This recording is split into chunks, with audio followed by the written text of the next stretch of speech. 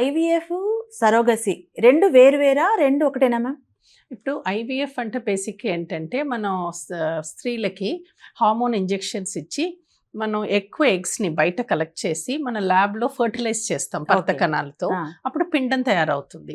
So మామూలుగా మనకి fallopian tube అని మనకి జరిగే సంగతిని మన ల్యాబ్లో జరిపిస్తున్నాం ఫర్టిలైజేషన్. ఎంబ్రియో తయారయ్యాక మళ్ళీ ఎంబ్రియోని వాపస్ గర్భసంచి లోపల పెడతాం.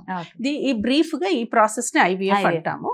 కానీ సరోగసీ ఎందుకు అవసరపడుతుంది అంటే కొన్ని స్త్రీలు ఏంటంటే వాళ్ళు పుట్టకలోనో వాళ్ళకి యూట్రస్ అనేది ఉండకపోవచ్చు, లేకపోతే medical problems, severe medical problems అంటే హార్ట్ డిసీజ్ ఉంటుంది కొన్ని ఫీమేల్స్లో, లేకపోతే రీనల్ ట్రాన్స్ప్లాంట్, లివర్ ట్రాన్స్ప్లాంట్, ఇట్లా సీరియస్ మెడికల్ ప్రాబ్లమ్స్ ఉండే వారికి కూడా వాళ్ళ ఓన్ బయోలాజికల్ చైల్డ్ కావాలని ఉంటుంది.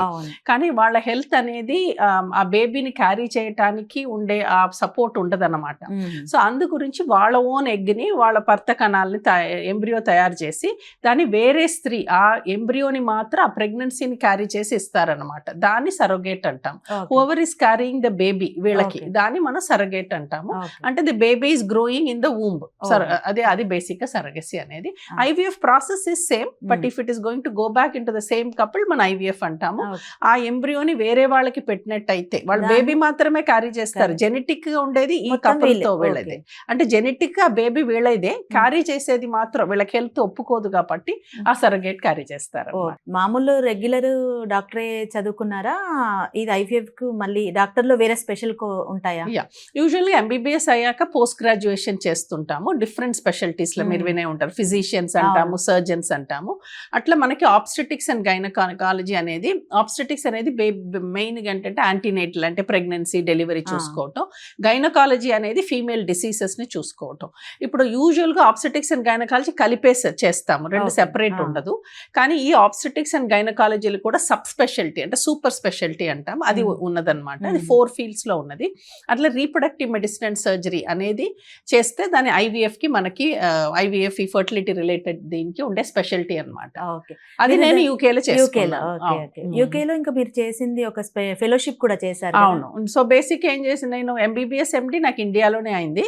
ఆ తర్వాత మనకి ఇక్కడ ఎండి అనేది మనకి యూనివర్సిటీలో ఎలా ఇస్తారు అట్లా royal college of obstetricians and gynaecologist అని యూకే సిమిలర్ ఇది కాలేజ్ అనమాట. So it's 5 standard. సో అక్కడ ఎంఆర్సిఓజీ అని మెంబర్షిప్ తీసుకున్నాను. అది ఆబ్స్టెటిక్స్ అండ్ గైనకాలజీ. కానీ నాకు రీప్రొడక్టివ్ మెడిసిన్ అంటే చాలా ప్యాషన్ అనమాట. సో అట్లా నేను 4-5 ఇయర్స్ అక్కడ రొటేషన్ చేయాలి. యూకేలో అన్లెస్ 5 ఇయర్స్ జనరల్ గైనకాలజీలో వర్క్ చేస్తేనే మనకి కన్సల్టెంట్ యూకేలో కన్సల్టెంట్ అవ్వచ్చు. కానీ అదే కాకుండా మనకి సబ్ స్పెషాలిటీ అన్నాను కదా, ఇది రీప్రొడక్టివ్ మెడిసిన్ అండ్ సర్జరీ. దాంట్లో మనం చాలా few seats all over UK. There were only 10 seats when I was doing it. So it's extremely competitive. Local doctors కూడా కంపీట్ చేయాలి. సో అది రీప్రొడక్టివ్ మెడిసిన్ లో మన సబ్ స్పెషాలిటీ చేస్తే మాత్రమే యూకేలో ఐవీఎఫ్ క్లినిక్ లో డైరెక్టర్ గా ఉండొచ్చు అనమాట. సో చాలా స్ట్రిక్ట్ అక్కడ ట్రైనింగ్ ప్రోగ్రామ్ అనేది.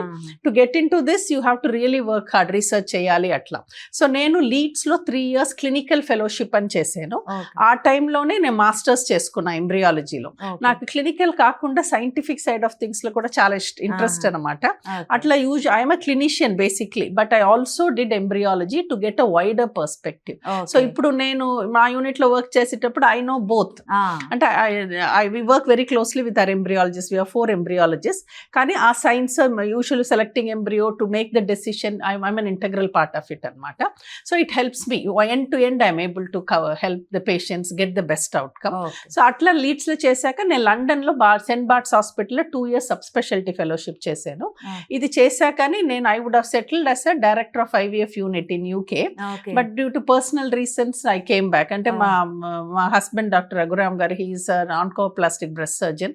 We wanted to start breast. ఇప్పుడు ఆ టైంలో అంటే 2003-4 లో మేము డిసైడ్ చేసేటప్పుడు ఇక్కడ బ్రెస్ట్ క్యాన్సర్ అనేది అవగాహన ఎక్కువ లేదు.